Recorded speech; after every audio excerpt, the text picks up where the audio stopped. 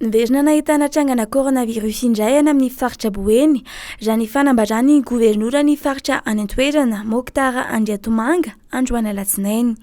Miisa telo ireo olona vao marina fa tratran'ny Covid-19 ao an-tampon-tanànan'ny Mahajanga amin'izao fotoan'izao. Eo am-pandiniana ireo singa ny mpitsabo anaramaso raha misy na tsy endrika fa ny tsimokaretina.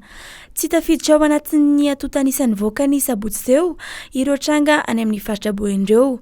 Raha ny vaovao nampitain'ny ministeran'ny fahasalamam-bahoaka dia mahatratra 820 ny isan'ny tranga vaovao ny 20 hatramin'ny 9 Novambra.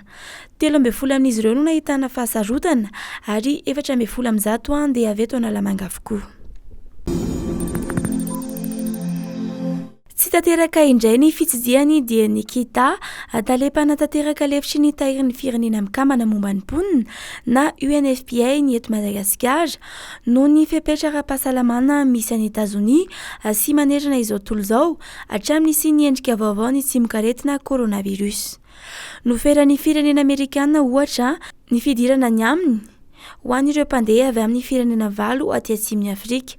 Anisan'izany ohatra i Afrika Atsimo, i Botswana, i Zimbabwe, i Namibia, i Eswatini, i Mozambika ary i Malawi. Tsy tafiditra ao anatin'izany i Madagasikara, saingy efa anisany sosokevitry ny gouvernemanta Amerikanina ny tsy andehanana eto Madagasikara noho ny Covid-19 hatramin'ny 8 Novambra lasa teo. Anisany antondiany DN kita ny fitsidihana n'androy sy anosy. Nikasany fankahita sy iona tamin'ireo vehivavy mpitarika ka mitana toerana lehibe ao anatin'ny ady ho an'ny zony vehivavy izy. Ary nikasany andray anjara amin'ny fametrahana ny parlemanta natokana ho an'ny tanora sy ny andro natokana ho an'ny fikaonandoha ny vehivavy mpitarika afrikana ihany koa ity solotena ny Tahirin'ny Firenena Mikambana momba ny mponina ity. Asiana lakan-drano na kanala eo amin'ny vavahady P3-n'ny Kianja Barea Mahamasina mba ahafahana mamarina ireo rano atahorana hiditra ao an-kianja raha ny famoaham-baovao androany alatsinainy teny Mahamasina. Raha tsy ahivina ny zava-nitranga teny an-toerana ny herinandro lasa teo. Rehefa avy be iny ny orana dia nahitana fiakarana ny rano ary nahazo ny faritry ny sisin'ny kianja.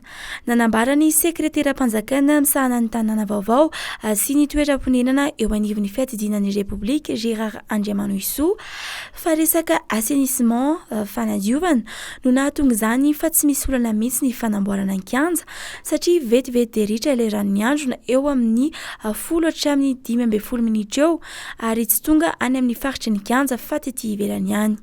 Vahaolana anatin'ny fotoana fohy ity ho tanterahina ity fa mbola vao anaovana fikarohana sy fandinihana ara-teknika ny ho vahaolana maharitra ary anisan'ny hodinihana amin'izany ny tokony anamboarana ny fotodrafitrasa famarinana rano manerana Antananarivo.